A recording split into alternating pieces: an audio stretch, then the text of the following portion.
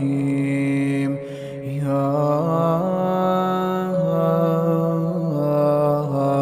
أيها النبي لم تحرم ما أحل الله لك تبتغي مرضات أزواجك والله غفور رحيم.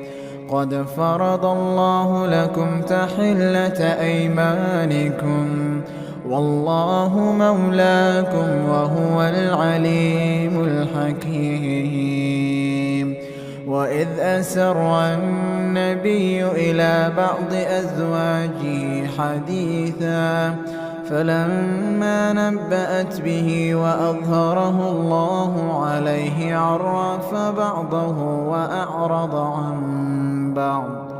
فلما نبأها به قالت